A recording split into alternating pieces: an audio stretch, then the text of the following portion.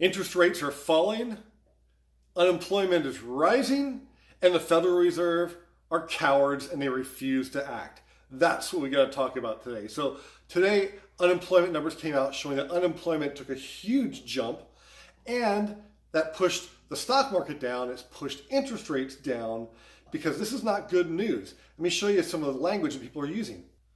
All right, so when economists start using language like things are deteriorating quickly, those are some signals that we want to pay attention to because they're trying to push the Fed and say, wake up, guys. Your pursuit of this fairy tale 2% inflation number after printing money during the pandemic isn't going to be realistic because all you're doing is crushing the entire economy. And that's what's happening.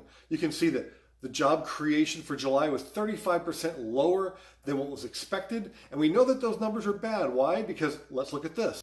So along with the new jobs report we got today, they also released revisions to June and May, dropping the number of jobs created. They've been doing this now for 2 years, coming out with initial numbers that are way inflated and then dropping them way down. Only 2 months out of the last 2 years have they actually increased the numbers they forecast. So this lower forecast that we got today, we know is going to drop even more when the real numbers start to come out. Why?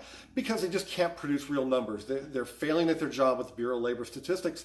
They can't produce real numbers. They can't fix their models. So this isn't good for the economy, but it is a good sign for real estate because this is going to force the Fed's hand at their September rate meeting, and I think they're going to have to make a drop. And right now, people, instead of pushing for a 1/4 point drop in the federal funds rate, they're pushing for a 1/2 point drop. Now, that doesn't mean interest rates on homes are going to drop a 1/2 point.